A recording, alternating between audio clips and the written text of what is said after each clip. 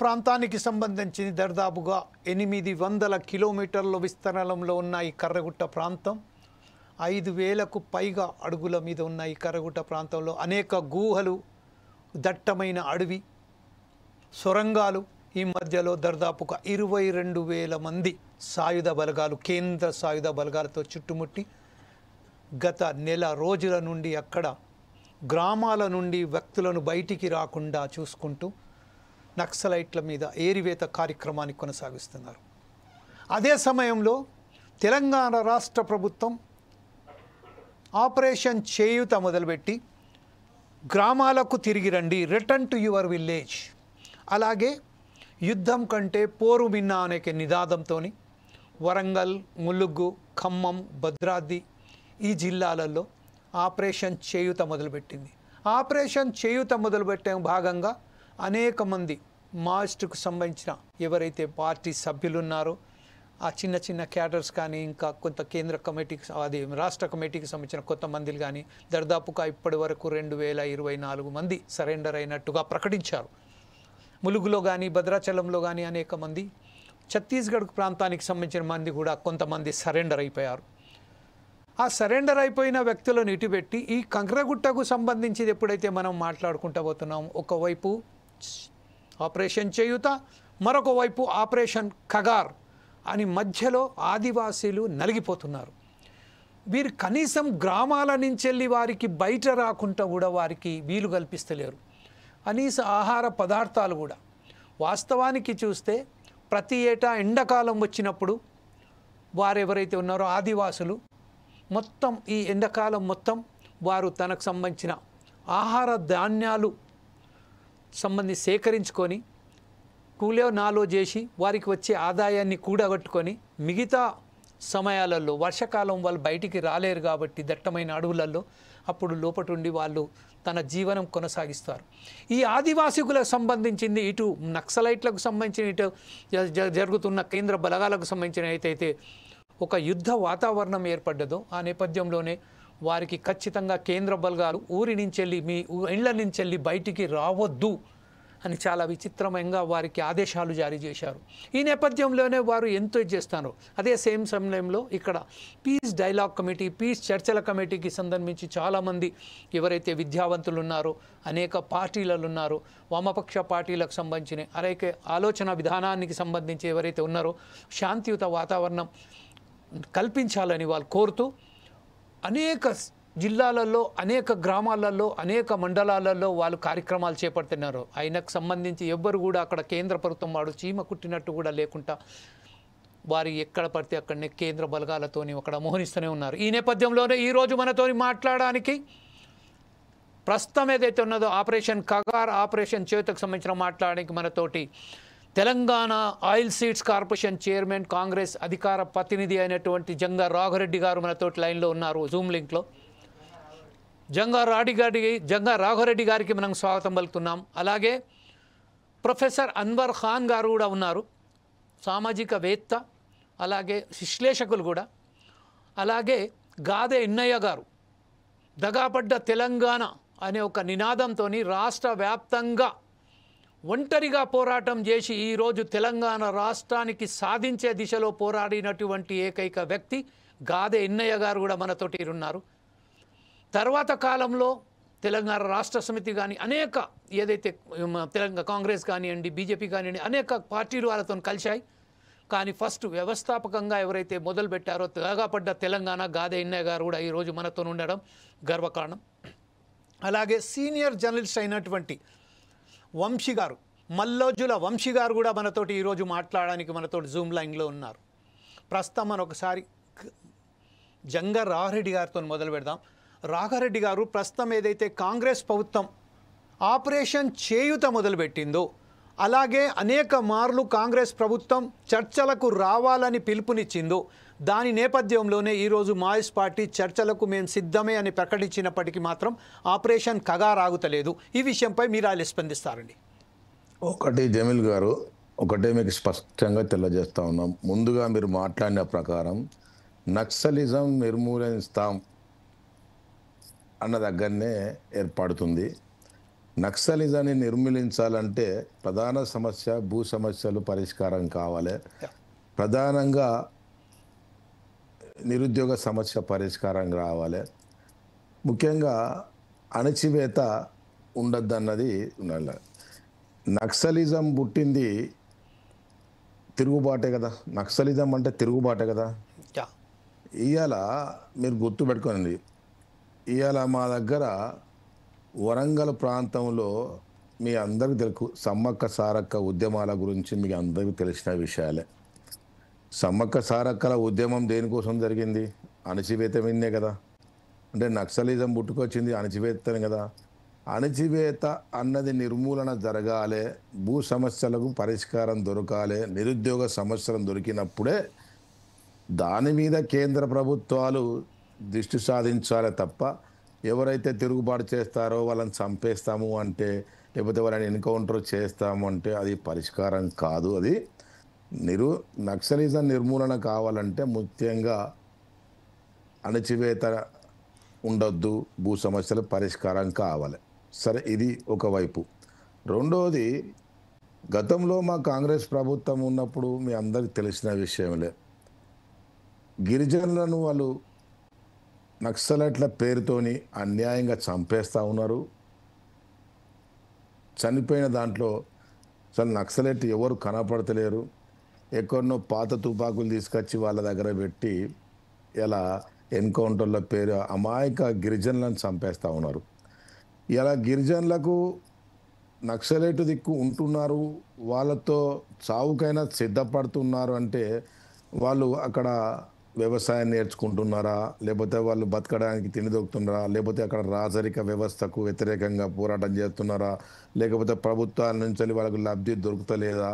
అవన్నీ కారణాలు ఉండొచ్చు కదా.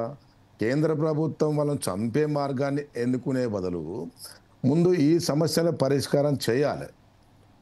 అదే కాంగ్రెస్ పార్టీ అధికారంలో ఉన్నప్పుడు మీ అందరికి తెలిసిన విషయంలే, వాళ్ళు చర్చలకు సిద్ధం అన్నారు.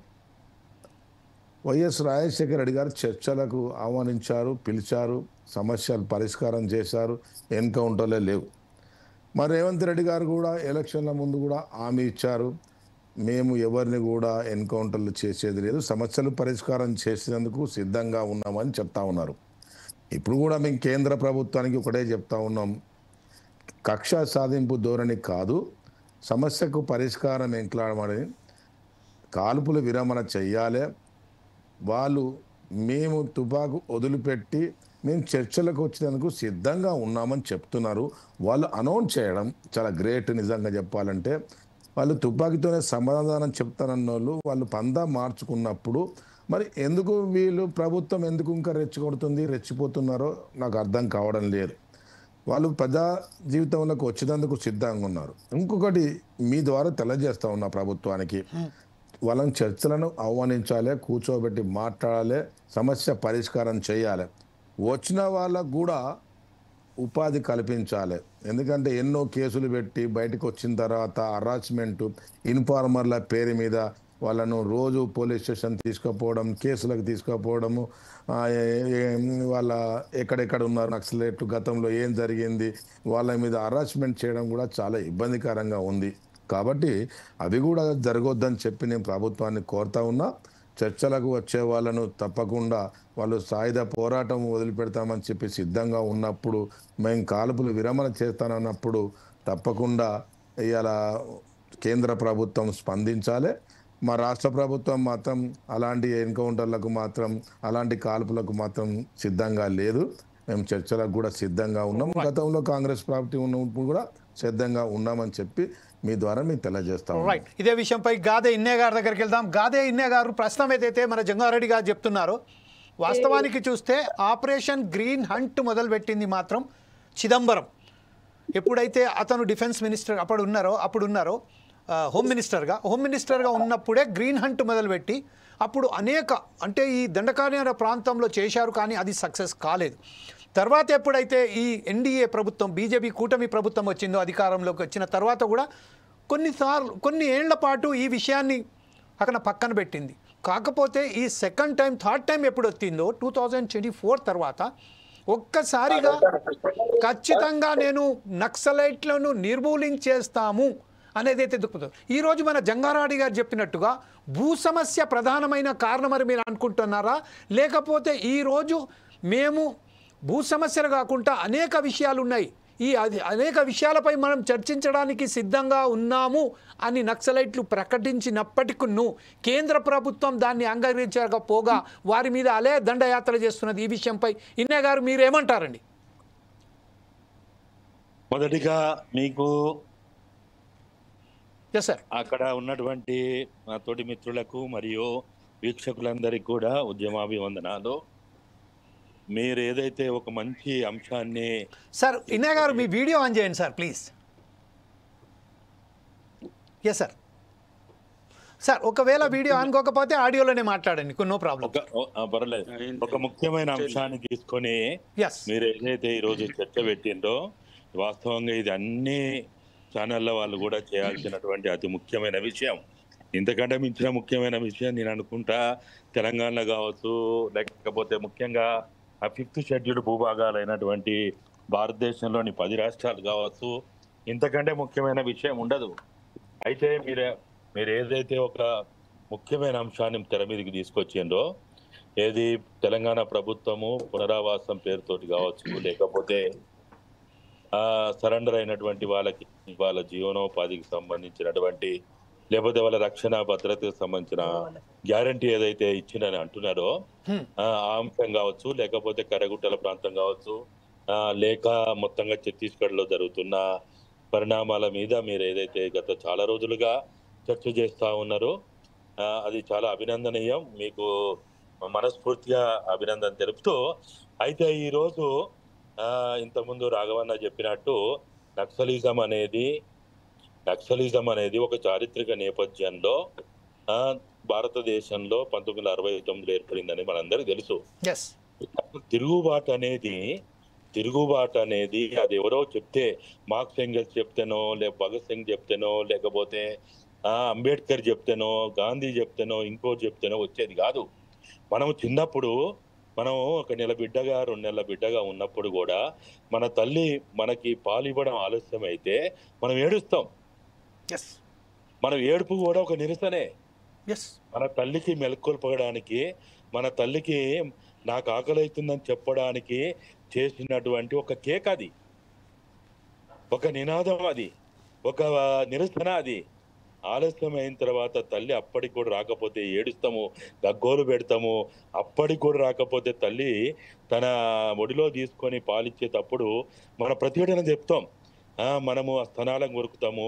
అంటే చిన్నపిల్లలు చేసే పని చెప్తున్నా నేను. మనం కూడా చిన్న వయసులో అదే చేస్తాము. ప్రకృతి ధర్మం అది.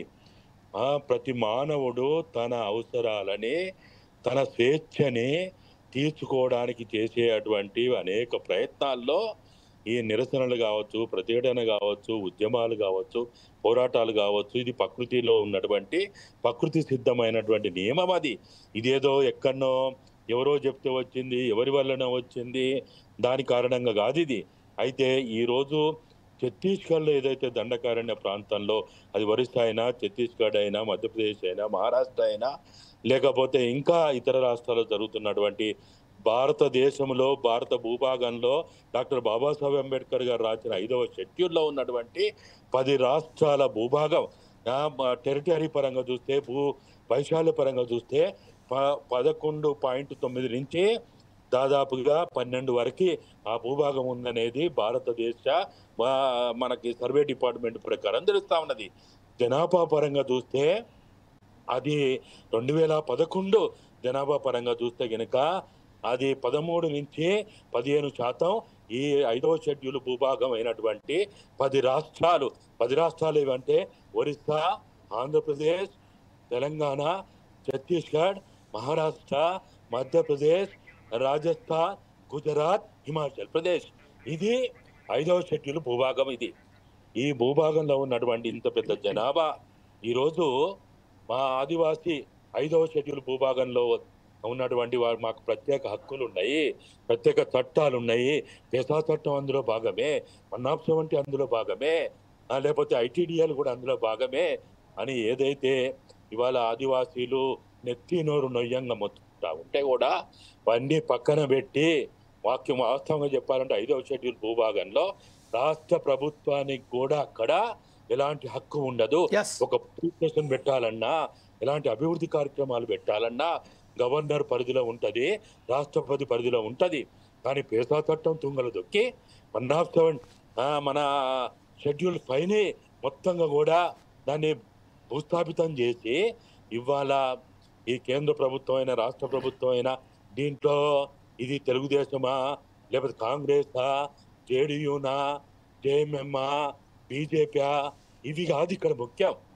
అది జేడీయూ ఒరిస్సాలో ఉన్నట్లే చేసింది, జేఎంఎం ఇప్పుడు జార్ఖండ్ అట్లే చేస్తా ఉన్నది.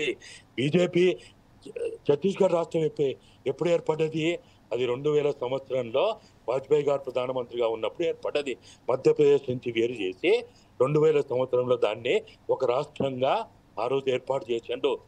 ఛత్తీస్గఢ్ ముక్తి మోర్చా నాయకత్వంలో ఏదైతే ఉద్యమాలు జరిగినాయో ఆ కారణంగా ఇక్కడ జార్ఖండ్లో శివసోర నాయకత్వంలో జార్ఖండ్ ముక్తి మోర్చా నాయకత్వంలో అక్కడ జరిగితే 2000 సంవత్సరాలు 3 రాష్ట్రాలు ఇచ్చిన తర్వాత జార్ఖండ్లోనైనా లేకపోతే ఛత్తీస్గఢ్లోనైనా 2000 సంవత్సరాల నుంచి ఒకసారి బీజేపీ ఒకసారి కాంగ్రెస్ మళ్ళా బీజేపీ. ఒరిస్సాలో అయితే జేడీయూ, అక్కడైతే జేఎంఎం. ఇక్కడ పార్టీలతో సంబంధం లేదు. ఈ అణచివేతకి, ఈ ఓటకం ఎన్కౌంటర్లకి లేకపోతే ఆదివాసీ ప్రజల్ని చంపేదానికి, రక్తపాతాన్ని సృష్టించేదానికి పార్టీలతో సంబంధం లేదు. అక్కడ జరుగుతుందంతా కూడా పోలీసులు, మిలిటరీ బలగాలు, గ్రేన్స్ బలగాలు వాళ్ళ చేతుల్లో తీసుకొని హత్యలు చేస్తూనే మనకు కనపడుతున్నటువంటి ఒక చారిత్రక సత్యం ఇది. కాబట్టి ఇవాళ దీన్ని పార్టీల రూపంలో చూడాల్సిన అవసరం లేదు. భారత రాజ్యాంగ పరిధిలో మనం ఈ విషయాన్ని చూడాలి. భారతదేశం తీసుకొచ్చిన ఈ కాంగ్రెస్ పార్టీ తీసుకొచ్చింది. మేమున్న జాతీయ అధ్యక్షులు ఖడ్గే గారిని కలిసినప్పుడు పేసా చట్టాన్ని తీసుకొచ్చిందే మేము. కాబట్టి దాన్ని మేము ఖచ్చితంగా దాన్ని అమలు చేయించడానికి, కాపాడడానికి ప్రయత్నం చేస్తామని వారు కూడా హామీ ఇవ్వడం జరిగింది. మరి పేసా చట్టాన్ని తీసుకొచ్చిన కాంగ్రెస్ పార్టీ అయినా, భారత రాజ్యాంగం మీద ప్రమాణం చేసినటువంటి బీజేపీ అయినా ఇవాళ ఆదివాసీలు అడుగుతున్నది ఒక్కటే, మీరు భారత రాజ్యాంగం ప్రకారము, పేసా చట్టం ప్రకారము, 5వ షెడ్యూల్ ప్రకారము మీరు పాలన చేయండి అని అడుగుతున్నారు. ఇంతకంటే మించి అడవి మీద అదనంగా మాకు హక్కు ఇయ్యమనో, లేకపోతే ఆ సంపద పైన అక్కడ ఉన్నటువంటి యురేనియమో, అక్కడ ఉన్నటువంటి గోల్డ్ మైన్స్ మీదనో, అక్కడ ఉన్నటువంటి ఇతర ఖనిజ సంపద మీద మాకు వాటా ఇవ్వమని అడుగుతలేరు. వాళ్ళు అడుగుతుందలా ఒక్కటే, మనందరం భారతదేశం 145 కోట్ల ప్రజలు ఆలోచించాల్సింది భారత రాజ్యాంగంలో ఉన్న 5వ షెడ్యూల్ అమలు చేయమని ఆదివాసీలు అడుగుతున్నారు. సుమారు 20 కోట్ల జనాభా ఉంది ఇవాళ 5వ షెడ్యూల్ భూభాగంలో. మరి 20 కోట్ల జనాభా అడుగుతున్నటువంటి భారత రాజ్యాంగాన్ని అమలు చేయమని అడగడం నేరమా? అట్లా అడిగితే దేశ ద్రోహులు అవుతారా? అట్లా అడిగితే టెర్రరిస్ట్ అవుతారా? అట్లా అడిగితే ఉగ్రవాదులు అవుతారా? భారత రాజ్యాంగం అమలు చేయమంటే కూడా టెర్రరిస్టులు అవుతారు, ఉగ్రవాదులు అవుతారు. దేశం అంటే ఇక మరి ఎవరు దేశభక్తులు అవుతారు? ఓకే ఇనే గారు, ఇప్పుడు ప్రస్తుతం ఒకసారి ప్రొఫెసర్ అన్వర్ ఖాన్ దగ్గరికి వెళ్దాం. అన్వర్ ఖాన్ దగ్గరికి వెళ్ళిన తర్వాత మళ్ళీ మీ దగ్గరకు వస్తాను. అన్వర్ ఖాన్ గారు, ఈరోజు మనం ఇప్పుడు ఏదైతే శాంతి చర్చల కమిటీ అని, శాంతి డైలాగ్స్ కమిటీ అని మీరు ఏదైతే స్థాపించారో, అయితే దానికి సంబంధించిన జస్టిస్ చంద్రకుమార్ గారు అలాగే కొంతమంది మిత్రులు కలిసి స్థాపించారో, ఆ విషయానికి సంబంధించింది రాష్ట్రపతికి, అలాగే గవర్నర్లకు, ముఖ్యమంత్రులకు, అలాగే అమిత్ షాకు కూడా ఈ వినతి పత్రాలు ఇవ్వడం జరిగింది. ఆపరేషన్ కగార్ని వెంటనే ఆపేయండి, చేయూతకు సంబంధించింది ఏదైతే మావోయిస్టులు ఏదైతే చెప్తున్నారో వారు ఖచ్చితంగా మేము బయటకు వచ్చి మాట్లాడతాము, ఆయుధాలను ఉపయోగించము, ఆయుధాలను దించేస్తాము, కానీ ఆయుధాలను వదిలిపెట్టము. ఈ విషయాన్ని చాలా స్పష్టంగా వాళ్ళు చెప్తున్నారు. ఆయుధాలను వదిలిపెట్టము, ఆయుధాలను వాడము అని చెప్తున్నారు. మాకు ఏవైతే ఉన్నదో మా కేంద్ర కమిటీకి సంబంధించిన అనేక ఏదైతే కమిటీలు ఉన్నాయో వారితో చర్చించడానికి మాకు అవకాశం కల్పించండి, తర్వాత మనం ఈ విషయంపై మాట్లాడదాం.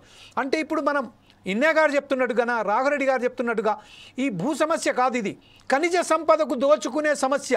ఖనిజ సంపదను ఎవరు ఎంత దోచుకుందామనే వాటాలు పంచుకోవడానికే ఈరోజు ఆపరేషన్ కగార్ని ఎట్టి పరిస్థితుల్లో ఆపేది లేదని అమిత్ షా కరాఖండిగా చెప్తున్నారు. ఈ విషయంలో యాజ్ ఏ పీస్ కమిటీ మెంబర్గా, ప్రొఫెసర్గా, ఒక అనలిస్ట్గా మీరేమంటారండి?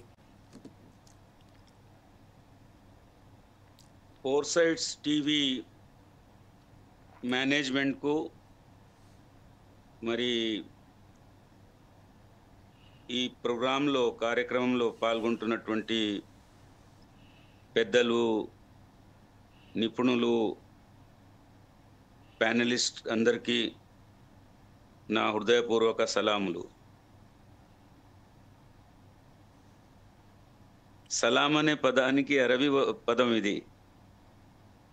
దీనికి అర్థము శాంతి. అంటే మనం ఇరువురము కలవగానే నాలో ఉన్నటువంటి ఆలోచనను ముందు వారికి ఏమని తెలుపుతున్నాను, మీ పైన శాంతి కలుగుగాక. శాంతి ఉన్నప్పుడే ప్రతిదీ సమాజంలో, మానవ సమాజంలో సాధ్యము. ప్రతిదీ అదే శాంతిలో అశాంతి కూడా రేపడము సాధ్యము. కాబట్టి రాజ్యము ఏదైతే ఉంటుందో అందులో భాగమైనటువంటి ఫ్యాక్చువల్గా రాజ్యానికి ఉన్నటువంటి తమ యొక్క బాధ్యతను నెరవేర్చేది అది ప్రభుత్వం.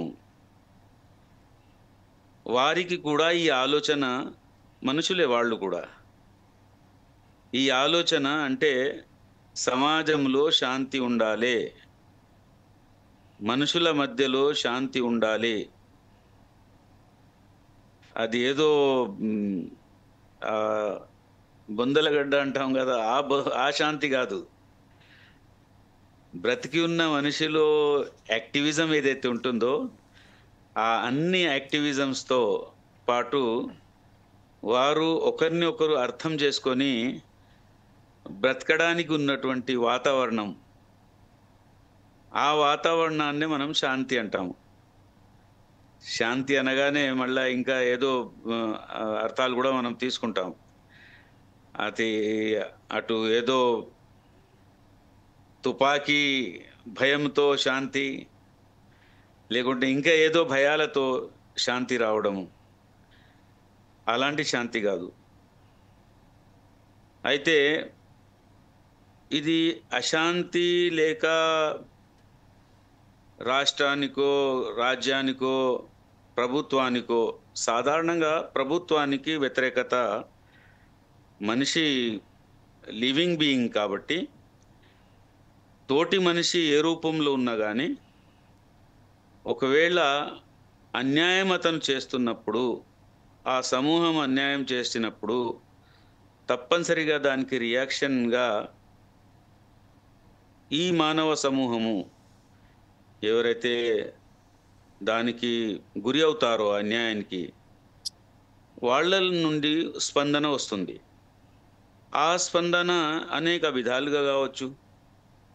మన భాషలో చెప్పుకోవాలంటే పొలిటికల్లీ కావచ్చు. ఎందుకు తీసి పారేస్తాం మనం ప్రభుత్వాలను?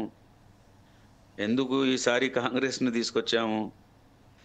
ముందు ఉండీ మన లోకల్ రీజనల్ పార్టీ కదా. ఏమేమో ఆ విషయాల్లో పోనక్కర్లేదు, అందరికి పేరు తీసుకోగానే జ్ఞాపకాల్లో వచ్చేస్తుంది. అయితే ఒక మంచి ఆలోచనతో, ఒక మంచి ఉద్దేశంతో చేంజ్ను తీసుకొచ్చాం కదా. మనకు ఉన్నటువంటి ఇన్స్ట్రుమెంట్స్ అయితే మన చేతుల్లో ఉన్నాయో, అంటే శాంతియుతంగా పొలిటికల్ పార్టిసిపేషన్ ద్వారా మార్పును మనము తీసుకొచ్చాము మనం. కానీ అదేవిధంగా వచ్చిన వాళ్ళు కూడా అదే పని ఒకవేళ చేస్తే కొన్ని రోజుల్లోనే వాళ్లకు వ్యతిరేకం పెరుగుతుంది. కాబట్టి గత పోప్ ఏమన్నాడంటే, ఒకసారి ప్రపంచంలో ఎక్కడైనా కానీ రెవల్యూషన్స్, వ్యతిరేకత ప్రభుత్వానికి, రాజ్యానికి, అవి అన్యాయం ఆ ప్రాంతంలో, ఆ దేశంలో, ఆ సమాజంలో ఎంతగా ఉందో దాన్ని ఒక సూచి అని చెప్పడం జరిగింది. ఓకే. కాబట్టి ఇవన్నీ ఏ విషయం అయితే మనకు ఇప్పుడు మాట్లాడుకుంటున్నాము, చర్చ చేస్తున్నాము ఈ విషయం పైన, అంటే నక్సలైట్స్, మావోయిస్టు వాళ్ళే కాదు కదా, ఇంకా అనేక సమూహాలు ఒక్కొక్క సమాజంలో మనం చూస్తాము రైట్. అలాంటి పనుల్లో ఉన్నప్పుడు. అయితే వారికి ముద్ర అది రాకపోవచ్చు, వేరే ముద్ర వాళ్ళపైన పడి ఉండొచ్చు, యా, వేరే విధంగా ఉండొచ్చు. రైట్.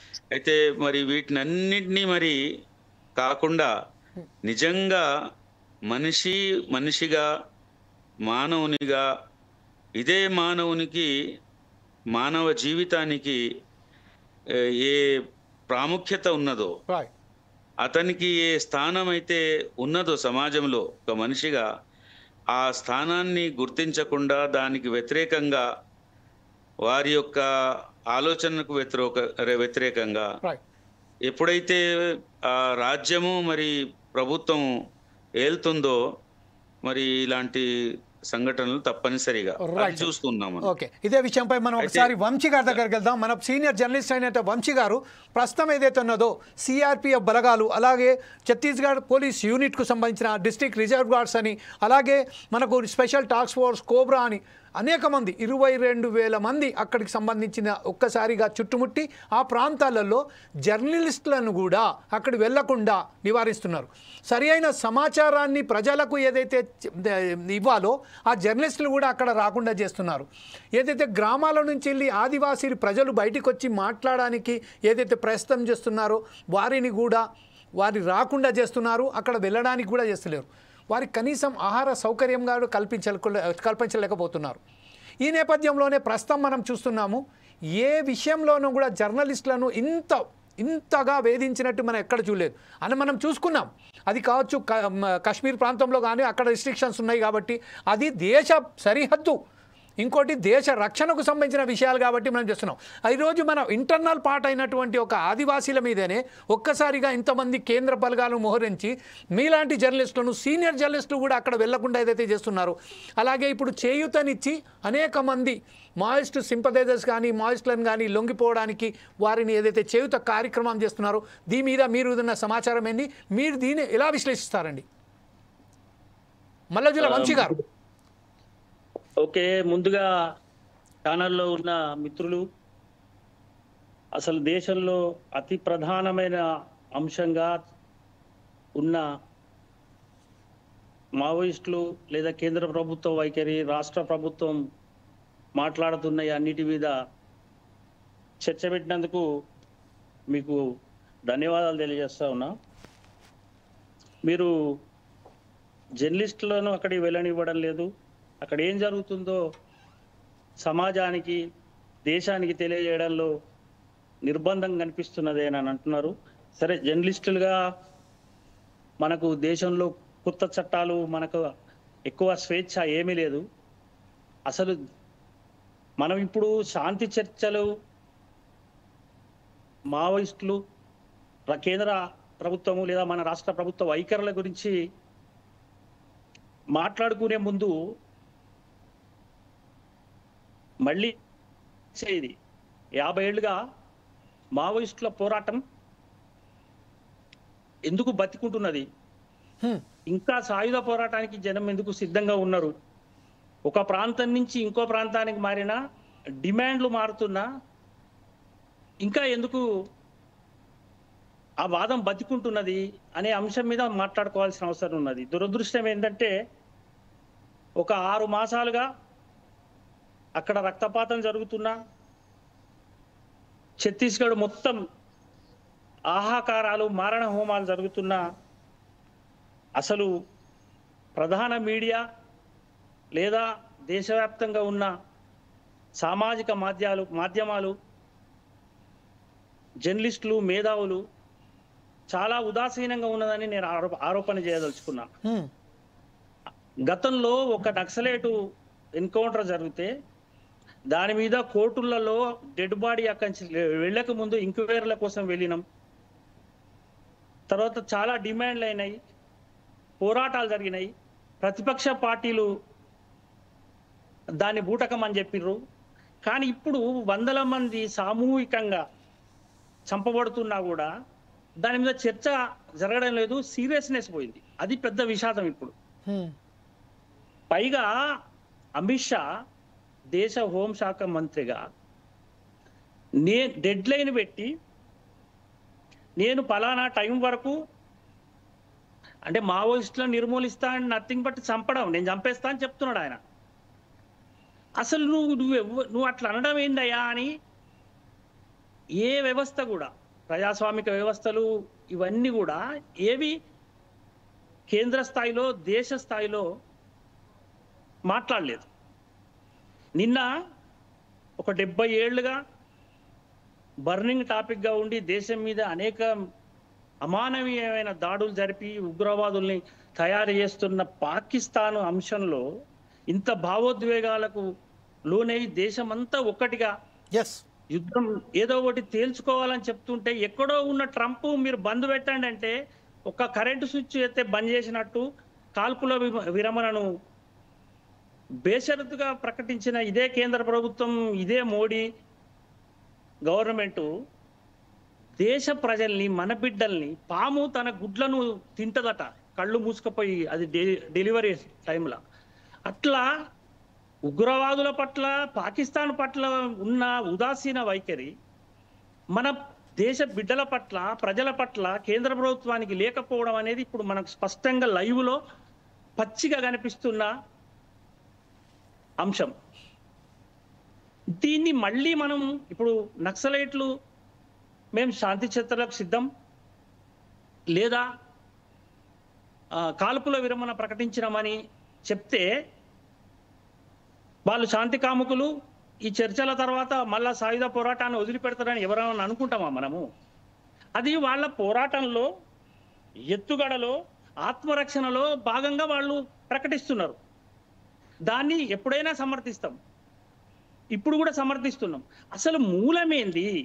ఇప్పుడు ఛత్తీస్గఢ్ కేంద్రంగా మావోయిస్టులు, ఛత్తీస్గఢ్లోనే మావోయిస్టులు ఆత్మరక్షణ కోసం, తలదాచుకోవడం కోసం, భౌతిక పరిస్థితుల కోసం అక్కడ ఉండడనే విషయాన్ని మాత్రమే మనం మాట్లాడుకుంటే సరిపోదు. అక్కడ సమస్య ఉన్నది.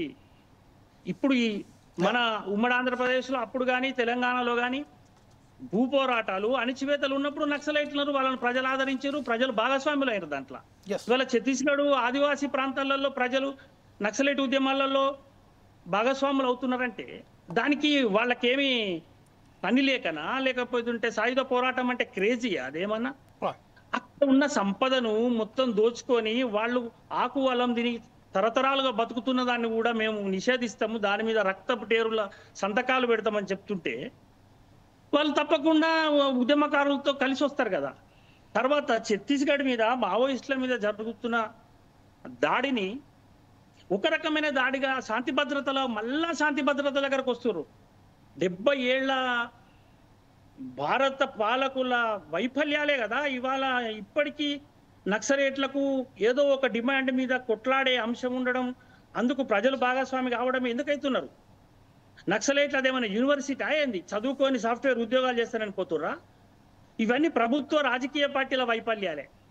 ఇంకా అంటే మనకు సమయం లేదు, దీని మీద అరగంట గంట మాట్లాడితే అయ్యే పని కాదు. కానీ ఇవాళ ఈ పీస్ కమిటీలు పోయి డిమాండ్లు చేసి రాజకీయ పార్టీల ముందు ఈ అంశం గురించి మాట్లాడితే వాళ్ళు చాలా ఉదాసీనంగా ఉండి ఇప్పుడు స్పందిస్తున్నారు. మేము దీన్ని ఖండిస్తున్నాం అంటే వాళ్ళు ఒక ప్రతిపక్ష పార్టీగా చేస్తున్న తప్ప నక్సలైట్ ఉద్యమాల పట్ల, మావోయిస్ట్ ఉద్యమాల పట్ల, లేదా దేశంలో జరుగుతున్న రకరకాల అణిచివేతలకు వ్యతిరేకంగా జరుగుతున్న వేరే ఉద్యమాల పట్ల కూడా రాజకీయ పార్టీలకు ఒక శాశ్వతమైన వైఖరి కాంగ్రెస్కో, బీజేపీకో, బీఆర్ఎస్కో, ఇంకే పార్టీకైనా ఎవరికైనా ఉందా? ఇప్పుడు శాంతి చర్చలు కొత్తగా జరుగుతున్నాయా? నక్సలైట్లతో ప్రభుత్వాలు మాట్లాడడం కొత్తగా ఉందా? ఎన్నిసార్లు జరిగినాయి? తర్వాత జరిగిన వైఫల్యాలు ఏంది? ఇప్పుడు ప్రతి ఎలక్షన్ టైంలో అన్ని పార్టీలు సంక్షేమ పథకాలు అవి ఇవి మేనిఫెస్టోలో పెడుతున్నారు. కానీ నక్సలైట్ అంశము లేదా ప్రజలకు మౌలికమైన తిరుగుబాటుకున్న నేపథ్య అంశాల మీద ఏ పార్టీ అయినా ఒక శాశ్వతమైన ప్రణాళికలు కలిగి ఉన్నదా? Okay right sir. ఇదే వంశీ గారు ఇప్పుడు ప్రస్తుతం ఒకసారి మనం జంగా రాఘవరెడ్డి గారు ప్రస్తుతం చెప్పండి. మనం వంశీ గారు చెప్పినట్టుగా ఇది ఒక సమస్యని తీసుకెళ్ళినట్టుగా ఏదైతే ప్రతిపక్ష పార్టీలు ఉన్నారో దీని మీద సరి అయిన పద్ధతిలో స్పందించలేదు. కానీ ఎప్పుడైతే ప్రజా ఉద్యమాలు ప్రజా సంఘాల వాళ్ళు ఎవరైతే ఒత్తిడి పెంచుతున్నారో ఆ నేపథ్యంలోనే ఈరోజు రాజకీయ ప్రతిపక్ష పార్టీలైనట్టు మీలాంటి పార్టీ వాళ్ళు కూడా ఈరోజు దీని విషయంపై మాట్లాడుతున్నారని చెప్తున్నారు. ఇంకొకటి దాని మీద అంత ఒత్తిడి పెడతలేరు కేంద్రం ప్రభుత్వం మీద అని ఏదైతే చెప్తున్నారు. ఇంకొక విషయం చాలా మిత్రుడు చాలా చెప్పారు, ఇది ఇప్పటి నుంచి వచ్చిన సమస్య కాదు అనేది. ఎన్ని రాష్ట్రాలు మారినా ఎన్ని ప్రభుత్వాలు మారినా కూడా ఆ ప్రభుత్వాలలో సమస్య ఎప్పుడప్పుడు అట్లనే ఉంటుంది. కాబట్టి ఈరోజు మరొకసారి ఆ సమస్యలు లేవనెత్తడానికే నక్సలైట్ పార్టీ తన ఉద్యమిస్తుందని చెప్తున్నారు. ఈ నేపథ్యంలోనే 75 సంవత్సరాల మన స్వాతంత్రంలో ఈరోజు కూడా ఆదివాసీలకు సంబంధించిన సమస్యలు పరిష్కరించకపోవడానికి మూల కారణం ఏమంటారు మీరు? నేను వారి మాటలకు ఏకీభవిస్తూ ఉన్నా 100%. ప్రతిపక్ష పాత్ర కానీ రాజకీయంలో ఉన్నాం కానీ మేము తప్పకుండా మేము స్పందిస్తున్నాం, మేము వ్యతిరేకిస్తున్నాం. ఎన్కౌంటర్లను కానీ ఇవన్నిటికీ కానీ వ్యతిరేకిస్తూ ఉన్నాం తప్పకుండా. ఎందుకంటే వారు సారీ ఫర్ ఇంటరప్షన్. చెప్పండి వంశీ గారు.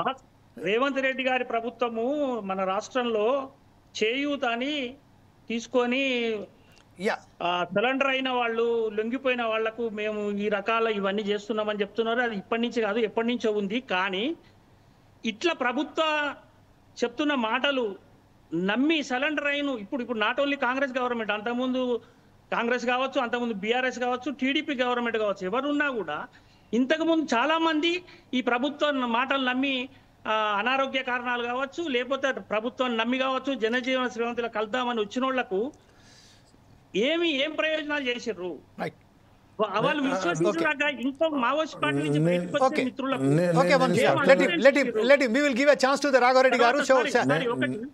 ఇప్పుడు ఈ చేయుతనిస్తున్న ప్రభుత్వము తెలంగాణలో మావోయిస్టు పార్టీ మీద నిషేధం ఎందుకు ఎత్తివేస్తలేదు? ఇంకా నిషేధం ఎందుకు కొనసాగుతున్నది మావోయిస్టుల మీద? yes this is a valid point he has raised. Raghava Reddy గారు ఏమంటారండి మీరు అధికార ప్రతినిధి? గతంలో రాజశేఖర రెడ్డి గారు ఉన్నప్పుడు చర్చలకు పిలిచి వాళ్ళ చర్చలకు వచ్చిన వాళ్లకు ఉపాధి కల్పించడం జరిగింది, వాళ్ళకు లోన్లు ఇప్పించడం జరిగింది, వాళ్ళకు కేసులు కూడా ఎత్తివేయడం జరిగింది. తర్వాత కాలంలో మళ్ళీ కొంత ఇబ్బందులకు గురైన మాట నిజం, కొన్ని నిజాలైనా ఒప్పుకోవాల్సిన అవసరం ఉన్నది. సరే వారు అనుకున్న రీతిలో సహాయ సహకారాలు అందకపోవచ్చు, కానీ ఎంతో కొంత కాంగ్రెస్ మెరుగు అని చెప్పి నేను స్పష్టంగా తెలియజేస్తా ఉన్నా. దాంతోపాటు వారు అడిగిన క్వశ్చన్లో నిజాలు ఉన్నాయి, వారిని మేము ఏకీభవిస్తున్నాం తప్పకుండా. కానీ నక్సలైట్ పోరాటం అన్నది అది దీర్ఘకాలిక పోరాటం, ఆ సమస్యలకు పరిష్కారం దొరకాలన్నది అందరం కోరుకుంటున్నాం, శాంతియుతంగా రావాలన్నది మేము కూడా కోరుకుంటున్నాం. హింసను ఈవెన్ నక్సలైట్ కూడా కోరుకోరని మేము అనుకుంటున్నాం.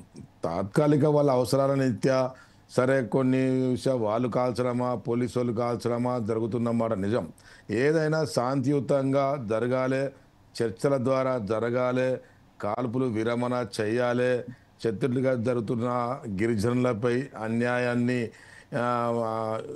వ్యతిరేకించాలి. అది బీజేపీ ప్రభుత్వమా కాంగ్రెస్ ప్రభుత్వమా ఏ ప్రభుత్వంలో ఉండని, మా ప్రభుత్వంలో కూడా తప్పుదాలు జరగవచ్చు. తప్పిదం జరిగినప్పుడు దాన్ని తప్పకుండా ఇది తప్పని మేము ఒప్పుకునేందుకు సిద్ధంగా ఉన్నాం. మేము ఎలక్షన్లో మేనిఫెస్టోలో తప్పుగా మేము మాట్లాడలేదు. తప్పు కూడా వాళ్ళ పోరాటం న్యాయమైన పోరాటం, వాళ్ళని ఎన్కౌంటర్లను ఆపేస్తానన్నాం. ఇప్పుడు కూడా ఎన్కౌంటర్లకు మేము సిద్ధంగా లేము. ఎన్కౌంటర్లు మేము కూడా వ్యతిరేకిస్తున్నాం, మా రేవంత్ రెడ్డి గారు వ్యతిరేకిస్తున్నారు. వచ్చిన గారికి కూడా తప్పకుండా వారికి కూడా ఉపాధి కల్పిస్తామని చెప్పి స్పష్టంగా తెలియజేస్తా ఉన్నాం. రాఘారెడ్డి గారు, ఇప్పుడు మన మిత్రులు వంశీ గారు అన్నట్టుగా ఒకవేళ గనక మీరు చర్చలకు సిద్ధమని చెప్తున్నారు, అయితే ఈ రాష్ట్రంలో ఏదైతే నక్సలైట్ల మీద నిషేధం ఉన్నది కదా దాన్ని ఎందుకు ఎత్తివేస్తలేరు అని వాళ్ళు అడిగారు. దాని మీద మీ సమాధానం ఏంటండి as a spokes person of Congress committee? తప్పకుండా చర్చలు ఎత్తివేయాలి. అది కేంద్ర ప్రభుత్వము కూడా మా మీద ఆంక్షలు ఉంటాయి కదా, మీకు తెలిసిన విషయాలే కదా. అది రాష్ట్ర ప్రభుత్వమే నిర్ణయాలు ఉండదు. ఎందుకంటే కేంద్ర ప్రభుత్వం కూడా ఒక్క రాష్ట్రం కాంగ్రెస్ పార్టీ ఉన్నది. చాలా కాంగ్రెస్ పార్టీ చాలా రాష్ట్రాలలో ఉన్నప్పుడు మా మాట వింటారు వాళ్ళు.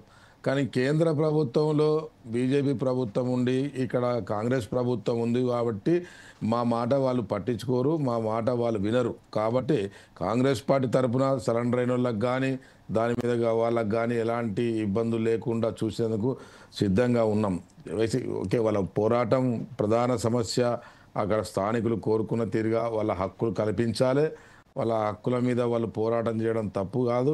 ఎందుకంటే పోరాటం ఒక నక్సలైట్లే కాదు, ఇలా కుల పోరాటాలు కావచ్చు, ఇలా మందకృష్ణ పోరాటం ఏంది, ఇలా తెలంగాణ పోరాటాలు ఏంది, ఇలా సమ్మక్క సారక్కల పోరాటం ఏంది, ఇలా బైరన్పల్లి పోరాటం ఏంది, ఇలా రైతుల పోరాటాలు ఏంది, అవన్నీ భూమి పోరాటాలే కదా. నిరుద్యోగ సమస్యలు ఉన్నంతసేపు ఇవి ఉంటాయి. ఇవాళ కేంద్ర ప్రభుత్వం కూడా అక్కడ గిరిజనుల మీద ఏదో కక్ష సాధింపు తప్ప వేరే కారణం కదా. అక్కడ ఖనిజాలను దోల్చుకునే దిశలోనే కేంద్ర ప్రభుత్వం పోతుందని మేము కూడా అనుకుంటున్నాం. ఎందుకంటే అంత గిరిజనులను చంపాల్సిన అవసరం లేదు. నక్సలైట్లు ఉంటే దాదాపు వందల సంఖ్యలో ఉండొచ్చు, కానీ ఆడ గిరిజనులు లక్షల సంఖ్యలో ఉన్నారు కదా. ఈ వందల సంఖ్యలను కేంద్ర ప్రభుత్వం బలగాలు గంట సేపట్టు కూల్చివేయగలవు.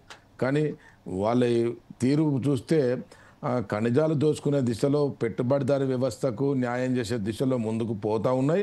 నక్సలైట్ సమస్యలకు పరిష్కారం ఎంకలాడ తప్ప ఎన్కౌంటర్లు చేయడము, కాల్ చేయడము, వాళ్ళ కుటుంబాలను హరాస్మెంట్ చేయడము, లేకపోతే నల్లగుట్టలను అంతా పేల్చేయడము, ఎన్నడూ లేని విధంగా అక్కడ ఒక యుద్ధ వాతావరణం చేయడం కరెక్ట్ కాదు. తప్పకుండా చర్చలకు పిలవాలి, వాళ్ళ సమస్యలకు పరిష్కారం దేవులాడాలి. తప్పకుండా అక్కడ ఉన్న గిరిజనులకు కూడా న్యాయం జరగాలి. అమాయక గిరిజనులకు అన్యాయం జరగద్దని చెప్పి మేము కాంగ్రెస్ పార్టీ పక్షాన, ఒక రాఘవరెడ్డి పక్షాన నేను కోరుకుంటున్నాం. మేము కూడా ఎప్పటికప్పుడు స్పందిస్తూ ఉన్నాం. ఎప్పటికప్పుడు కూడా మా రేవంత్ రెడ్డి గారు కూడా మొన్న కాల్పుల విరమణ కోసం పోయినప్పుడు స్పందించి అందరినీ పోలీసులను పిలిపించి, ఆఫీసర్స్ని పిలిపించి కూడా లేదు మా ధ్యేయం కాదు అది, కాల్పులు మా లక్ష్యం కాదు అని చెప్పి స్పష్టంగా కూడా చేయడం జరిగిందని చెప్పి ఈ స్పష్టంగా మీకు తెలియజేస్తాం. రైట్, ఇదే విషయంపై గాదే ఇన్నయ్య గారి దగ్గర వెళ్దాం. ఇన్నయ్య గారు, ఇప్పుడు ప్రస్తుతం అయితే రాఘవరెడ్డి గారు చెప్తున్నారో తన పార్టీకి సంబంధించిన వారు చాలా ఖచ్చితంగా మేము సిద్ధంగా ఉన్నాము అని చెప్తున్నారు. మేము మాట్లాడడానికి సిద్ధంగా ఉన్నాం, చర్చలకు కూడా సిద్ధంగా ఉన్నాం, మా పార్టీ వైఖరి కూడా చాలా స్పష్టంగా రేవంత్ రెడ్డి గారు చెప్పారు అని చెప్తున్నారు. అయినప్పటికీ ఒక విషయం మాత్రం చాలా స్పష్టంగా మనకు కనిపిస్తుంది ఏంటంటే అతిపెద్ద పార్టీ ప్రతిపక్షంలో ఉన్న కాంగ్రెస్ పార్టీ ఏదైతే ఉన్నదో దానికి కూటమిగా ఉన్నారు, ఇండియా కూటమిగా ఉన్నారు. ఇప్పుడు ఏదైతే గతంలో ఏదైతే మనం అనుకున్నామో అబ్తీ బార్ 400 పార్ అని ఏదైతే బీజేపీ సర్కార్ ఏదైతే చెప్పిందో ఇండియా కూటమిలో అంత బలం లేదు. ఈరోజు ప్రతిపక్షంగా NDA one of the best opposition party in parliament. So why they are not raising this issue in the parliament to stop the Kagar and as well as to take a initiate to talk with the Naxalites? మీరు అన్నట్టు, లేకపోతే రాఘవరెడ్డి గారు చెప్పినట్టు మేము కూడా మా చర్చల ప్రతినిధులు, లేకపోతే చర్చల పీస్ కమిటీ తరఫునో, లేకపోతే డెమోక్రాట్స్ కనో గౌరవ ముఖ్యమంత్రి గారిని కలిసినప్పుడు కానీ, లేకపోతే మేము సీతక్క గారిని కానీ, జానారెడ్డి గారు కానీ, కేశవరావు గారు కానీ, ఇంకా అనేక మందితో మాట్లాడినప్పుడు మాకు కూడా ఏమనిపించింది అంటే, తెలంగాణ రాష్ట్ర ప్రభుత్వము వాళ్ళు చెప్పినట్టు ఇది శాంతి భద్రతల సమస్య కాదు, సామాజిక కోణంలో చూస్తామని వాళ్ళు ఏదైతే వాళ్ళు ప్రకటించుకున్నారో మీడియా ముఖంగా వాళ్ళు మాట్లాడిందో మేము కూడా నమ్మినాం. కానీ గత 4 రోజుల క్రితం జరిగినటువంటి ఆ విషయాలను పరిగణలోకి తీసుకుంటే, ఏదైతే లంకపల్లి దగ్గర, వాజేడు మండలం లంకపల్లి దగ్గర జరిగినటువంటి ఆ గ్రేన్స్ బలగాలు పోయి అక్కడ 3 మరణించడం, ఒకరు ప్రమాద స్థాయిలో ఉండడం, రణధీర్ అనే ఆర్ఎస్ఐ, మరియు 8 మంది దాకా వాళ్ళు తూటాలకు బలైందని కూడా మనం అనేక రకాల వార్తా సంస్థల ద్వారా మనం విన్న విషయం అది. అయితే అసలు తెలంగాణ ప్రభుత్వ గ్రేన్స్ బలగాలు ఎందుకు పోయినాయి? మా పోలీసులు జోక్యం లేదు అని డిఐజీ చంద్రశేఖర్ రెడ్డి స్వయాన వరంగల్లో ప్రకటించిండు, ప్రెస్ మీట్ పెట్టి ప్రకటించిండు, మాకు కగార్కి మాకు సంబంధం లేదు, కర్రగుట్టలో జరుగుతున్నటువంటి ఏరివేత కార్యక్రమంతో మాకు సంబంధం లేదు, మా రాష్ట్ర ప్రభుత్వము వాటికి దూరంగా ఉన్నదని వారు కూడా ఇక్కడ ప్రెస్ మీట్ పెట్టి చెప్పడం జరిగింది. మంత్రులు చెప్పడం జరిగింది, ముఖ్యమంత్రులు చెప్పడం జరిగింది, ఎమ్మెల్యేలు కూడా పదే ఆ విషయాన్నే వాళ్ళు కూడా మాట్లాడడం జరిగింది. అయితే మాకు మొన్న జరిగినటువంటి ఏదైతే లంకపల్లి దగ్గర జరిగిన ఇన్సిడెంట్ చూసిన తర్వాత మరి ప్రభుత్వానికి తెలియకుండా మరి గ్రేన్స్ వర్గాలు స్టీఫెన్ రవీంద్ర గారి నాయకత్వంలో పోయినాయా? వాళ్ళు ప్రభుత్వానికి చెప్పకుండా పోయిండా? డీజీపీకి చెప్పకుండా పోయిండా? మరి ఏందనేది ఇంకా మరి దీని మీద రాష్ట్ర ప్రభుత్వం కానీ రాష్ట్ర మంత్రులు కానీ పూర్తి స్థాయిలో దీన్ని చెప్పాల్సినటువంటి అవసరం ఎంతైనా ఉందనైతే మేము భావిస్తున్నాం. అదొకటి. ఒకటి ఏంటన్నా, ఒకటి నాకు తెలిసిన వరకు కేంద్ర ప్రభుత్వం ఎప్పుడంటే అప్పుడు మా బలగాలను మౌరించుకోవచ్చు అని చెప్పి ఒకటి ఉంది. దాంట్లో భాగమే అది జరుగుండొచ్చు తప్ప అక్కడ రాష్ట్ర ప్రభుత్వము పంపిందని చెప్పి అది నింద వేయడం అయితే కరెక్ట్ కాకపోవచ్చు. ఎందుకంటే మీ అందరికి తెలిసిన విషయమే, రాష్ట్రంలో ఉన్నట్టు ప్రతి పోలీస్ ఆఫీసర్ను ఐపీఎస్లను కానీ ఐఏఎస్లను కానీ కేంద్ర ప్రభుత్వం ఎప్పుడైనా ఉపయోగించుకోవచ్చు. వాళ్ళు మీకు తెలిసిన విషయంలే, ఇప్పుడు ఎవరి పేరు ప్రస్తావించాల్సిన అవసరం లేదు. కొంత కేంద్ర ప్రభుత్వాలు ఇప్పుడు రాష్ట్ర ప్రభుత్వంలో కొంత ఆఫీసర్స్ను తీసుకొని చేయించవచ్చు, కానీ మనకి రాష్ట్ర ప్రభుత్వానికి అయితే సంబంధం లేదు. అక్కడ స్పష్టంగా తెలియజేస్తూ ఉన్నారు. చర్చలకు పోయిన వాళ్ళ ముందు స్పష్టంగా ఆఫీసర్ని పిలిచి చెప్పడం జరిగింది. రేవంత్ రెడ్డి గారు ఒకటి చెప్పి ఒకటి చేసే ఆలోచన వారికి లేదు, ఆ అవసరం కూడా వారికి లేదని స్పష్టంగా తెలియజేస్తూ ఉన్నా. ఎందుకంటే ఇది అంటే మీకు కూడా ఆ సిస్టమ్ తెలుసు. సో ఇది అయి ఉండొచ్చు అని నేను అనుకుంటున్నాను. ఒకవేళ కనుక రాష్ట్ర ప్రభుత్వానికి తెలియకుండానో సంబంధం లేకుండానో జరిగితే సంతోషమే. అదే విషయం కూడా మీడియా ద్వారా మంత్రులు కానీ ఎమ్మెల్యేలు కానీ ఇప్పుడు రాఘవరెడ్డి గారు చెప్పినట్టు మా రాష్ట్ర ప్రభుత్వానికి గ్రాంట్స్ బలగాలు పోయింది ఏదైతే ఉందో ఆ రోజు ఉదయం 6 గంటలకు అక్కడికి పోయి వాళ్ళు చనిపోవడం కానీ జరిగినటువంటిది ఏదైతే ఉందో అది సంబంధం లేదంటే అది వేరే విషయం. రెండవది, ఇవాళ ఏదైతే మీరు ప్రధానంగా మాట్లాడుతున్నటువంటిది ఏదైతే సరెండర్ల గురించి మాట్లాడుతూ ఉన్నారు, చేయూత గురించి మాట్లాడుతూ ఉన్నారు, వాళ్ళ భద్రత రక్షణ గురించి మాట్లాడుతూ ఉన్నారు. అయితే కొంతమంది వ్యక్తులను నిర్మూలించడం ద్వారా, అంటే చంపడం ద్వారానో లేకపోతే వాళ్ళని సరెండర్ చేసుకొని వాళ్ళకి కొన్ని ఉపాధి చేయూతను అందించడం ద్వారా ఈ సమస్యకు పరిష్కారం దొరకదు. మనకు తెలుసు 1980-79 నుంచి కూడా మనము వరంగల్లోనే చాలా మంది వరంగల్ టౌన్ లో కూడా ప్లాట్లు ఇచ్చిండు, కమాండర్ జీపులు ఇచ్చిండు, డీసీఎంలు ఇచ్చిండు, లేకపోతే బస్సులు ఇచ్చిండు, లేకపోతే భూమి ఇచ్చిండు, లేకపోతే ఇంకా అనేక రకాలైనటువంటివి ఇటువంటి చేయుత కార్యక్రమాలు నాకు తెలిసి 1979 నుంచి కూడా అది జగిత్యాల జైత్రయాత్ర సందర్భంలో కావచ్చు, లేకపోతే కోరుట్ల మెట్టుపల్లి పోరాటాల సమస్యల సందర్భంలో కావచ్చు, సిరిసిల్ల పోరాటాల సందర్భంలో కావచ్చు, వరంగల్లో ఉవ్వెత్తున లేచిన భూ పోరాటాల సందర్భంలో కావచ్చు, ఇవి నిరంతరం జరుగుతూనే ఉన్నవి. వ్యక్తులను నిర్మూలించడం ద్వారా కానీ, వ్యక్తులకి ఏదో పప్పు బెల్లాలు వేసినట్టు లేకపోతే ఎర్రనేసి చాపను పట్టినట్టు అనే పథకాల ద్వారా మనము ఈ సమస్యకు పరిష్కారం కనుగొనలేమనేది మొదటిగా భారత ప్రభుత్వం కానీ భారత పాలక వర్గాలు కానీ మనం తెలుసుకోవాల్సినటువంటి అవసరం ఎంతైనా ఉంది. ఇవాళ మనం చూస్తాం 2004లో 2004 సల్వజూడం పేరుతోటి ఇవాళ డిఆర్జీ పేరుతోటి ఏదైతే ఒక రాజ్యాంగబద్ధమైన చట్టబద్ధమైన వాళ్ళు డిఆర్జీ బలగాలను తీసుకొచ్చి ఏదైతే అక్కడ మూకుమ్మడిగా హత్యలు చేస్తా ఉన్నాయో 2004లో సల్వజూడం పేరుతో అదే చేసిండు. మొత్తం కాదు, ఆ రోజు దానికి చట్టబద్ధత లేదు, ఈ రోజు చట్టబద్ధత వచ్చింది. వాళ్ళందరూ ఎవరు? డిఆర్జీ బలగాల్లో ఉన్నటువంటి వాళ్ళందరూ ఎవరు? దాదాపు 80% వాళ్ళు మిలీషియా కావచ్చు, దళ సభ్యులు కావచ్చు, దళ కమాండర్లు కావచ్చు, లేకపోతే ఇంకా దానికంటే ఎక్కువ ర్యాంకులో ఉన్నటువంటి వాళ్ళు కావచ్చు. మరి డిఆర్జీ బలగాలను పెట్టుకొని గత 10 సంవత్సరాలుగా వాళ్ళు ఎంతో మారణహోమం సృష్టించిండు, ఎన్నో చేసిండు. మరి అక్కడ ఉద్యమం ఆగిందా? పోరాటం ఆగిందా?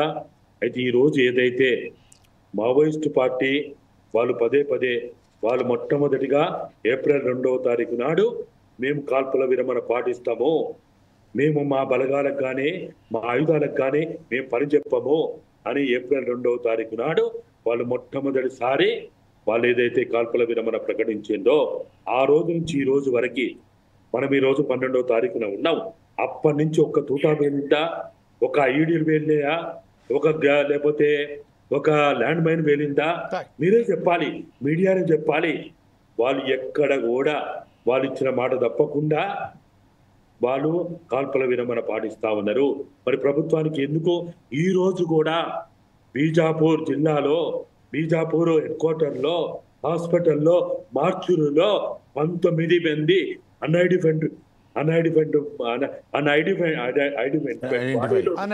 బాడీలు ఉన్నాయంటే మరి ఎవరు చెప్పాలి దానికి సమాధానం? మీరు అన్నట్టు మీడియాని మోడిస్తలేరు, మార్చురి దగ్గర మోడిస్తలేరు, హాస్పిటల్ మోడిస్తలేరు, వాళ్ళ వివరాలు ప్రకటిస్తలేరు. మరి భారతదేశ పౌరులే చనిపోయినా చంపబడ్డా వాళ్ళ వివరాలు తెలిసినా వాళ్ళ ఫోటోలు వాళ్ళ దగ్గర ఉన్నా వాళ్ళు ఎందుకు ప్రకటిస్తలేరు? అంటే దీని వెనుక ఉన్నటువంటి ఆ మర్మం ఏందో, రహస్యం ఏందో ఆ రాష్ట్ర ఒక ముఖ్యమంత్రి ఏమో 22 మందిని మేము చనిపోయిందో మా బలగాలు చంపినాయి అని ముఖ్యమంత్రి చెప్తాడు. అదే హోంమంత్రి, అదే డిప్యూటీ సీఎం విష్ణుదేవ్ ఏం చెప్తాడు? వాళ్ళు 22 మంది చనిపోయింది అబద్ధం, అది చంపబడలేదు, కావలేదు అని వారు చెప్తారు. అంటే దీన్ని ఏ విధంగా చూడాలి మనం? కాబట్టి అక్కడికి ఈ రోజు కూడా బీజాపూర్కి ఆ రాష్ట్రంలో ఉన్న పౌర హక్కుల సంఘాలు కావచ్చు, ఆ రాష్ట్రంలో ఉన్న ఆదివాసీ సంఘీభావ సంస్థలు కావచ్చు, పోతే కూడా వాళ్ళు మోలుస్తలేరు. కారణం ఏంటిది? ఇంత రహస్యం ఎందుకు దీనికి? కాబట్టి దీని వెంటనే దీన్ని హింస ద్వారా లేకపోతే చేయూత కార్యక్రమాల ద్వారా ఓటక ఎన్కౌంటర్ ద్వారా ఈ సమస్యకు పరిష్కారం దొరకదనేది మనకు 75 ఏళ్ల కాలంలో మనకు అందినటువంటి సమాచారం. అల్లు సీతారామన్ చంపిండు, ఆ సమస్య పరిష్కారం అయిందా? బిర్సా ముండాను చంపిండు, సమస్య పరిష్కారం అయిందా? కొమరమ్మని చంపిండు, ఆ సమస్య పరిష్కారం అయిందా? రాజ్కోట్ను చంపిండు, ఆ సమస్య పరిష్కారం అయిందా? ఒరిస్సాలో కిషన్ నాయక్ చంపిండు, ఆ సమస్య పరిష్కారం అయిందా? ఇదే అబూస్మాన్లో ఇదే మాడ్లో గుండాదారుని చంపిండు, సమస్య 1910లోనే చంపిండు, సమస్య పరిష్కారం అయిందా? వ్యక్తులను చంపడం ద్వారా, నిర్మూలన చేయడం ద్వారా సమస్య పరిష్కారం కాదు. ఆదివాసీల సమస్య పరిష్కారం కాల్పుల విరమణ చేసి, చర్చలు చేసి, షెడ్యూల్ 5ని పునర్పరిశీలించి దేశ చట్టాన్ని పునర్పరిశీలిస్తేనే ఈ సమస్య పరిష్కారం దొరుకుతుంది అనేది మా అభిప్రాయం. రైట్ సార్, ఇదే విషయంపై ఒకసారి కంక్లూడ్గా ప్రొఫెసర్ గారు జస్ట్ 1 మినిట్లో ఇప్పుడు ఈ కంక్లూడ్గా మనం ఏదైతే చెప్తున్నారో ఇన్నయ్య గారు చెప్పారు, ఈ సమస్య లొంగుబాట్ల ద్వారా లేకుంటే సరెండర్ల ద్వారా సమస్య పరిష్కారం కాదు. ఈ సమస్యను పరిష్కారం చేయాలంటే శాంతి చర్చలు మాత్రమే దీనికి ఒక బ్రహ్మాండమైన సొల్యూషన్ అని చెప్తున్నారు. ఈ విషయంపై సూటిగా మీరేమంటారండి? ఈ రెండే విషయాలు లేక 2 వర్గాలు వారి యొక్క ఆలోచన సరళిని మార్చుకోవాలి. వారి ఆలోచన సరళి ఒకటి భౌతికవాదము ఎక్కువగా ఉండడము. ఆ భౌతికవాదం ఉండడం వల్ల వాళ్ళే బానిసలుగా మారుతున్నారు. ఎవరు? ప్రభుత్వాలు, ప్రభుత్వంలో వచ్చిన వాళ్ళు, రాజ్యాలు. ఎవరికి? ప్రైవేటీకరణ వాళ్లకు లేక కార్పొరేటీకరణ వాళ్లకు బానిసలుగా మారుతున్నారు. వాళ్ళ రిప్రజెంటేటివ్, ప్రజా రిప్రజెంటేటివ్ పోయి వాళ్ళ రిప్రజెంటేటివ్గా పాలన సాధిస్తున్నారు. కాబట్టి సమాజంలో శాంతి రావాలంటే సమాజంలో మనిషి గురించి ఉన్నటువంటి స్థానాన్ని గుర్తించాలి, మానవుని యొక్క స్థానాన్ని గుర్తించాలి. ఒక మానవుని జీవితం ఒకసారి పోయిందంటే మళ్ళీ తిరిగి రాదండి. అతను పోలీసు అతనైనా, నక్సలైట్ అయినా, అతను ఆదివాసీ అయినా, ఏ సాధారణ మనిషి అయినా కానీ. కాబట్టి ఆ యొక్క లైఫ్ను కాపాడుకోవడము అతి ప్రాముఖ్యమైనటువంటి విషయము. అది ఎవరిపైన డిపెండ్ అయి ఉంటుంది? ప్రభుత్వ పాలన పైన డిపెండ్ అయి ఉంటుంది, ప్రభుత్వాలపైన, రాజ్యాలపైన. కాబట్టి రాజ్యంలో వచ్చేటటువంటి ప్రభుత్వాలు మళ్ళీ ప్రభుత్వాల్లో రావాలనే తహతలాడేటటువంటి రాజకీయ పార్టీలన్నీ వారి దృక్పథంలో మానవతావాదాన్ని తీసుకురావడము, దాని వల్లనే శాంతి ఏర్పడుతుంది, మరి అందరికీ అన్యాయం జరుగుతుంది. మరి ఇలాంటి రక్తపాతానికి మనం చూడలేము. రైట్ ప్రొఫెసర్ గారు, thank you very much. Vamshi గారి దగ్గరికి వెళ్దాం. రైట్, డెఫినెట్లీ కంక్లూడ్ గా రాఘవరెడ్డి గారు, you have to be conclude that wait just I will go to the Vamshi. Mister Vamshi, right right now Raghareddy గారు చెప్పారు, ఇన్నా గారు చెప్పారు, శాంతియుత వాతావరణం రావాలంటే శాంతి చర్చలు జరగాలి అని చెప్తున్నారు. కేవలం లొంగిబాట్ల ద్వారా, అంటే ఎవరైతే అక్కడ పనిచేస్తున్నారో, మావోయిస్టులుగా పనిచేస్తున్నారో, ఆదివాసీలకు సంబంధించిన ఏదైతే పోరాటం చేస్తున్నారో ఆ మావోయిస్టులకు సంబంధించింది, వారిని కొంతమందిని దొంగిపోవడం వల్లనో ఈ సమస్యకు పరిష్కారం కాదు. శాంతియుత వాతావరణం నేర్కొల్చాలంటే శాంతియే ప్రధానమైన మార్గం చెప్తున్నారు. కానీ మనం చూస్తున్నాం ఈరోజు మనకు సరైన వార్తలకు కూడా కవరేజ్ చేయడానికి పర్మిషన్స్ ఇస్తలేరు. అది ఏ ప్రభుత్వాలైనా కానివ్వండి. ఈరోజు జర్నలిస్టుల మీద ఇంత ఆంక్షలు విధించారు. ఈ విషయంపై యాజ్ అ సీనియర్ జర్నలిస్ట్గా మీరేమంటారండి? ఆంక్షలు జర్నలిస్టుల మీద కాకుండా పౌర సమాజం మొత్తం మీద ఆంక్షలు ఉన్నాయి. ప్రభుత్వాలు ఏమైనా ఆ ప్రభుత్వానికి వ్యతిరేకంగా నువ్వు మాట్లాడితే తప్పకుండా ఆంక్ష ఉంటుంది. అది ఇవాళ జర్నలిస్టుల మీద, జర్నలిస్టు సంస్థల మీద కొనసాగుతున్నది. చాలా మంది జర్నలిస్టులు ఎన్కౌంటర్లో చనిపోయిన చరిత్ర చూసినాం. నక్సలైట్ల ముద్రలు వేసి అర్బన్ నక్సలైట్లని. ఇవాళ ఇంకొకటి మనం అందరం అనుభవంలో ఉన్న విషయం ఏంటంటే, నక్సలైట్ అంశం మీద లేదా ఒక ప్రజాస్వామిక విషయం మీద ఓపెన్గా మాట్లాడలేనంత నిర్బంధాన్ని, ఆ భౌతికమైన నిర్బంధం కాకుండా ఒక మానసిక మీద ఒక కల్చరల్ నిర్బంధాన్ని ఈ 10 ఏళ్ళు 15 ఏళ్లలో ఇవాళ భారతదేశంలో మనం చూస్తున్నాము. ఇది దేశ భవిష్యత్తుకు లేదా రాజ్యాంగానికి లేదా ప్రజాస్వామ్యానికి పెద్ద నష్టం చేస్తుంది భవిష్యత్తులో.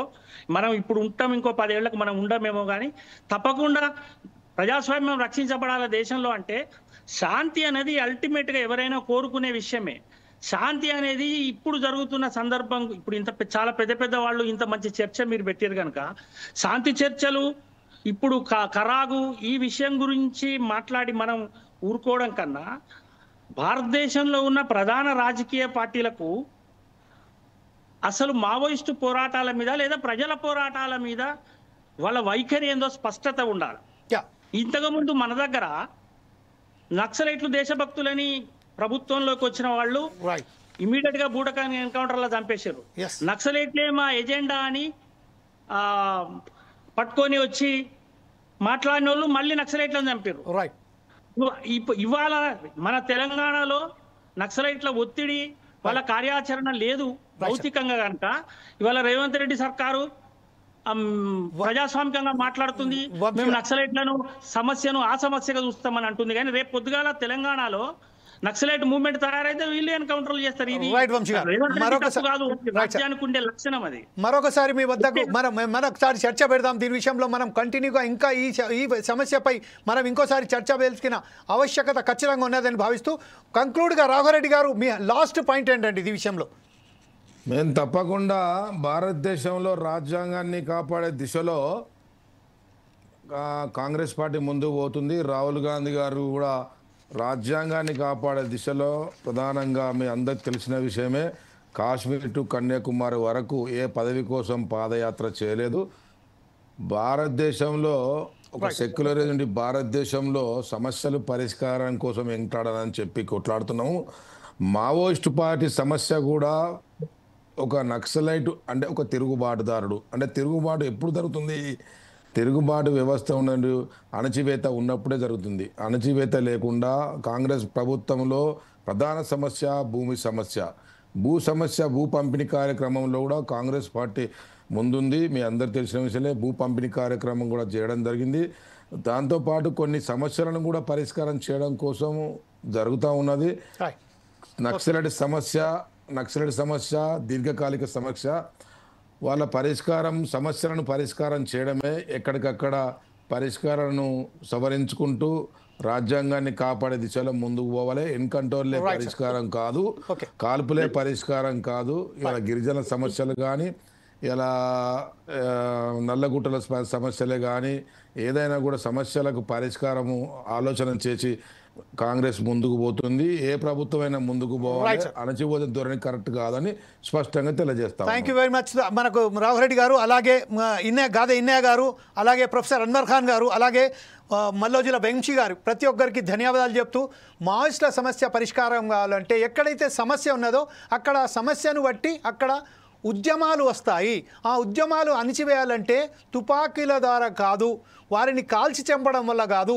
ఆ శాంతి రావాలంటే సమస్యపై పరిష్కరించడానికి శాంతియుత చర్చలు జరపాలి అనే ఏకైక మార్గం. లొంగుబాట్లతో మాత్రం లొంగుబాట్లు, వాళ్ళకి పునరావాసం కల్పిస్తున్నాము అనే వారికి విషయం మాత్రం అది తాత్కాలిక పరిష్కారం మాత్రం శాశ్వత పరిష్కారం కాదు అని ఎవరైతే మనకు వచ్చిన ప్యానలిస్ట్ అందరూ ఏకకంఠంగా చెప్తున్నారు. ఆపరేషన్ కగార్ను వెంటనే ఆపి మావోయిస్టుల పార్టీతోని చర్చలు జరపడానికి కేంద్ర రాష్ట్ర ప్రభుత్వాలు ముందుకు రావాలని కోరుకుంటున్నాము. ఈరోజు ఈ ఫోర్స్ ఐస్ టీవీ నిర్వహించిన కార్యక్రమానికి ప్రభుత్వం కూడా సానుకూలంగా స్పందిస్తాదని ఆశిస్తూ రేపు మరొక కార్యక్రమం మీ ముందుకు వస్తాం. అప్పటిదాకా చూస్తూనండి ఫోర్స్ ఐస్ టీవీ.